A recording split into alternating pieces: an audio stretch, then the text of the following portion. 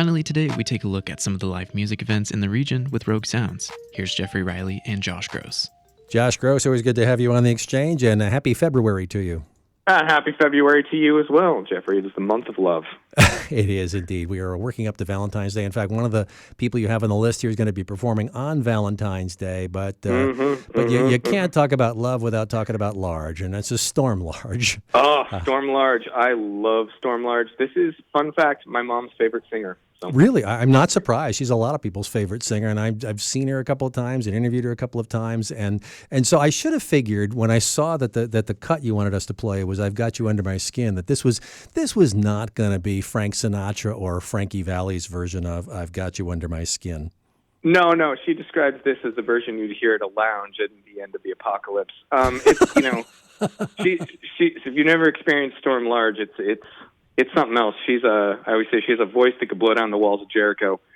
And by a random fluke, I beat her in a karaoke contest one night. But that was definitely bad judgment because she is just astounding. But anyway, Let's hear the tune. It's fantastic. Don't you know, little fool, you never can win. Use your mentality. Wake up to reality.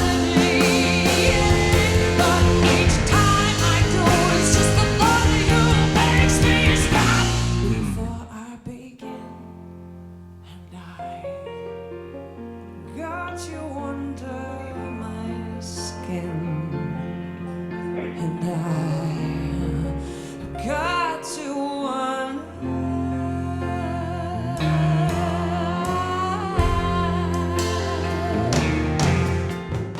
Wow, that is, what can you do? That is Storm Large doing the Storm Large thing. Yeah, and for those who are unfamiliar, Storm Large, her sort of modern era, she really got started in Portland as a lounge singer at Dante's downtown, and then sort of progressed upward. She was a contestant on a reality show to front a supergroup with members of Motley Crue and Jane's Addiction. It's called Rockstar Supernova. That really kind of put her into the national spotlight, and then she started doing some work in the theater, doing a production as Sally Bowles in Cabaret, which was astounding, and then her own solo show, which was turned into a New York Times best-selling book. And she's also one of the co-front people for Pink Martini now, who are pretty well-known. And it's, she has an astounding voice. It's terrifying how good her voice is and her presence, and she's just a lot of fun and real body too. So it's kind of a fun, naughty show, and but it appeals to everyone. Like I said, this is my mom's favorite singer, and I took her going to the show going I don't know, Mom, this may be a little much for you. And she came out, she bought the T-shirt, she bought the album, the whole thing. It was great. So yeah, the last time we saw her, the last time we saw Storm Large, and it was also at the Criterion in Medford. We also be on Saturday, February 25th. It was just astounding the age range of people who were coming up to get pictures taken with her. Yeah, because it's the thing is she does some stuff that's a little adventurous, which I think appeals to younger people, but her talent is undeniable. It's one of the great talents of the modern age, in my opinion, and I think that appeals to anyone, whether, stylistically or not. But also she does a great range of styles: rock, jazz, lounge, show tunes. I mean, really just a profound talent. If you've never seen her, make sure to do it. She's going to be at the Criterion Theater in Medford on Saturday, February 25th, and I guarantee you'll have a good time. Mm-hmm. All right, let's move on to Sunwell. Let's go straight into the song. Yeah.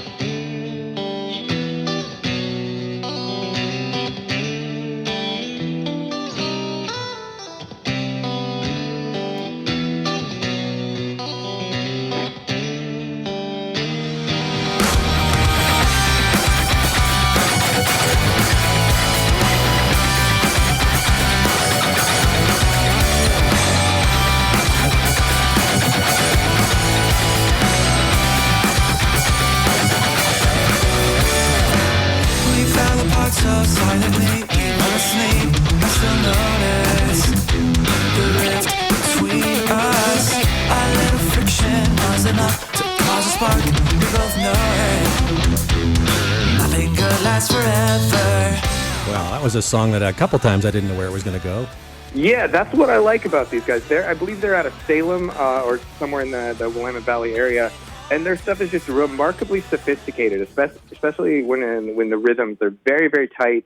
So it goes in a lot of different directions. It's hard to really totally pin down and predict, and yet at the same time, it definitely rocks. I think they're doing some really interesting, complex stuff, and it's it's great to see something that is both that sophisticated and also just kicks that much ass.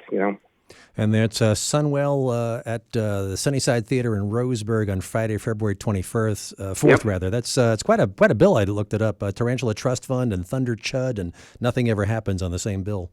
Yeah, I think that's going to be a fun one. That's a venue that just kind of came to my attention, and they seem to be doing some really interesting stuff, and I think that's going to be a wild night. Josh Gross with us for Rogue Sounds here on the Jefferson Exchange once again, and we move into another group called Beats Antique. The name alone is interesting. Yeah. All right, let's hear what they do.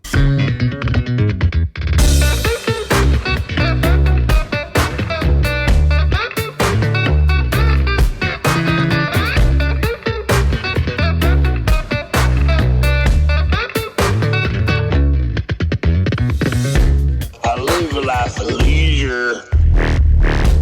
I juggle in the rain. I trained to be a barber. Beelzebub is my name. I always eat my veggies. I ride the greasy train. I'll implement destruction. Cause Beelzebub is my Beelzebub is my name. When he says Beelzebub is his name, I believe him. Yeah, that's some guest vocals from Les Claypool of Primus, doing a little slap in the bass there as well. Beats Antique, for those who are unfamiliar with them, they're a really fascinating sort of collaboration of modern like DJ production, electronic music sort of stuff, and a lot of world and folk influences, bringing in a lot of sort of like folk instruments and belly dancing and different samples to create this sort of like really unusual blend of things that go together. It's almost like the sort of like that's like the hodgepodge, the human stew, where it's like, hey, we got a little bit of this, a little bit of this, a little bit of this, and bringing it all together. And this is like the sort of cumulative effect when you sort of throw everything in that pot.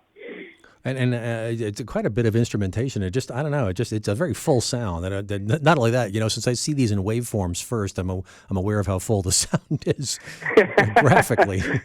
Yeah, and you see a giant one, you're like, oh no, what did Josh send me this week? I get it, yeah.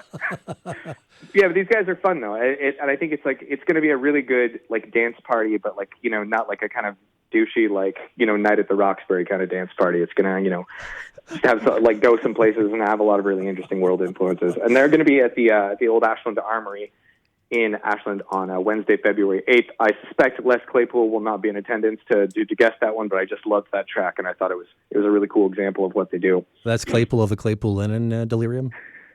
Primus and many other things, yeah. Yeah, so all you had to do was say A Night at the Roxbury, and instantly I have What is Love coming through my head. Yeah.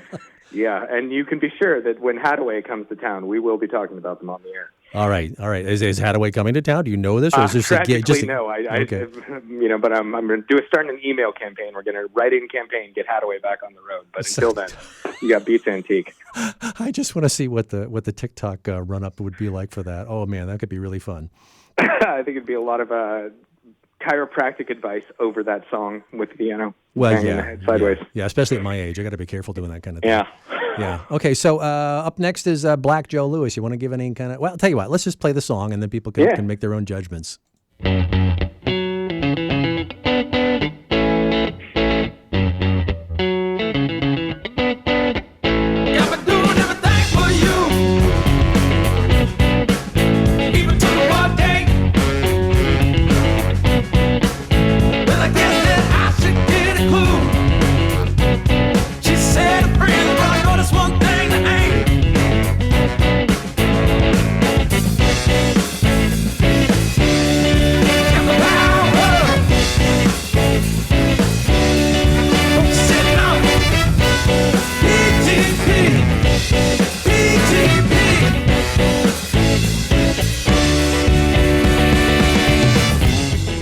All right, so they're saying PTP, but my mind is going TOP as in Tower of Power. So they're highly reminiscent of that group.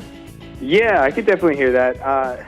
Black Joe Lewis is a guy who kind of comes out of the early aughts Austin music scene when everything's kind of like really lean into like garage rock, kind of lo-fi. Lots of bands down in the Red River, the Club District. sort of early South by Southwest days. And, he just really has that great, like, kind of lo-fi sound where it's all about, like, guts, and he's got some great tunes, but also it's just, like, you can feel it, you can feel it's like that Tower of Power vibe where it's just like, oh, this one hits you. It just hits you in the stomach with every beat. You're like, yeah, let's do this. Let's dance. So he's got some really cool tunes. He's going to be down at the Dip in Reading on Friday, February 14th, which is Valentine's Day, which to me sounds like a heck of a date. So. It really does. It really does. So, it's interesting though when you bring up the kind of raw, edgy sound. And I just remember how often there seems to be that backlash in music where everything gets produced so carefully and perfectly, and all sweetened with strings and all that stuff. And then you get somebody who comes out with that sounds like they broke their speaker, and people go, "Wow, I like that." Yeah, I mean, it goes back to the early sort of Link Wray punching holes in the speaker cone with a pencil just to get that great sound. But it's also because just things are kind of defined by their imperfections. It's sort of what gives them senses of personality, And if everything's too glossy, too perfect, it also feels a bit artificial. It's like it's back in the uncanny valley because there's just nothing wrong with it, and it really oftentimes just has like more of an authentic feel when there's just something a little wrong about it. It's just a little bit in the red, or it just hits a little bit harder. Just feels more right. More honest, more sincere or something. But it's kind of, a lot of culture is always sort of a back and forth pull between those two things where it's trying to get it perfectionistic and, James Cameron's perfect Avatar and, like some kid with his iPhones running around independent movie. And it's, everything kind of functions that way. Yeah. It's just push and pull between those two things. And he's got a really nice spot right in the middle where he's writing great pop songs and he's just pushing it a little bit into the red. So, gives a little bit of that grit. Josh Gross with us for another edition of Rogue Sounds here on the Jefferson Exchange, and our final band of the set of 5 is Tall Heights. Let's listen. Yeah. Gotta find my style. Get a top with a stop and smile. See, I've got eyes for a lady, lately. And I rise to the prize like on television. Cause I've been using truth, dear. Giving on to the fire for the river, singing I'm changing, not at all. Oh no, it's sinking in.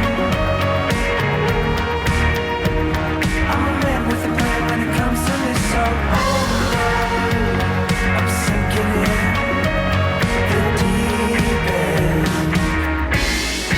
Try and change my mind. Well, there's something for the whole family in there, isn't there? I guess so. So Tall Heights are out of Boston, and they're sort of an interesting collaboration of sort of like electronic and folk music. That one definitely leans a little bit more electronic, but they were originally started as a busking duo.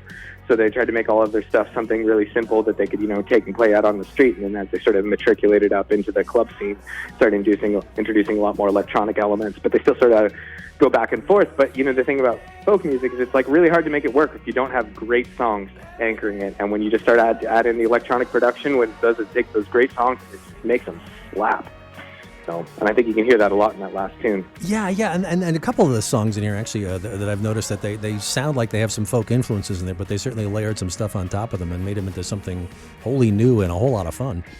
Yeah, which to me that should be the goal. You take something old and you put your own spin on it until you make it your own and you present something new to the world, and then someone else does exactly the same thing. They take what you did and they mutilate it and they make it their own, and that's the sort of churn of culture. And, I think these guys are a great example of how to do that right in a way that's really pays off well. Let me run the list in time order here. Beats Antique, Wednesday, February 8th at the Armory in Ashland. Tall Heights at the Rogue Theater in Grants Pass on Friday, February 10th. Black Joe Lewis at the Dip in Reading on Tuesday, February 14th. Sunwell at the Sunnyside Theater in Roseburg on Friday, February 24th. And Storm Large, Saturday, February 25th at the Criterion in Medford. Josh Gross, always great to have you on the Jefferson Exchange. Always glad to be here, Jeffrey.